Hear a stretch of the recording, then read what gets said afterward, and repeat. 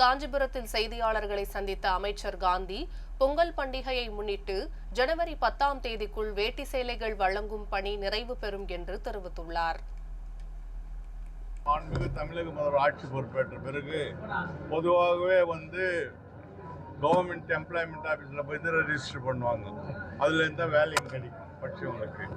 நமது முதலமைச்சர் ஆட்சி பொறுப்பேற்ற உடனே படித்த மாணவர்களுக்கு இவர்கிட்ட வேலை கிடைக்கணும். தனியார் இந்த மாதிரி தமிழ்நாடு முழுவதும் நடக்குது.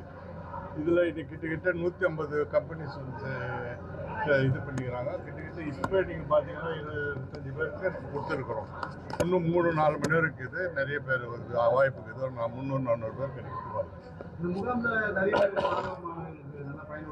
ரொம்ப பயனுள்ளதாக இருக்குது. கிட்டத்தட்ட 150 கம்பெனிஸ் ரிஜிஸ்டர் பண்ணிக்கிறாங்க. அது இல்லாத எக்ஸ்ட்ரா கம்பெனிஸ் கூட வந்துருக்காங்க. அதே போல பொங்கலுக்கு என்னைக்கு ஸ்டார்ட் ஆகுது பொங்கல் தொகுப்பு எல்லாமே ரெடியா இருக்கு. தலைவர் என்னைக்கு முதல்ல ஸ்டார்ட் பண்ண உடனே பிஃபோர் 10th எல்லாமே கொடுத்துருவாங்க. எப்பவும் இது வரைக்கும் நடந்தது கிடையாது. 5000 ரூபாய் கொடுத்துட்டு சொல்றாங்க. அதெல்லாம் அது அப்புறம்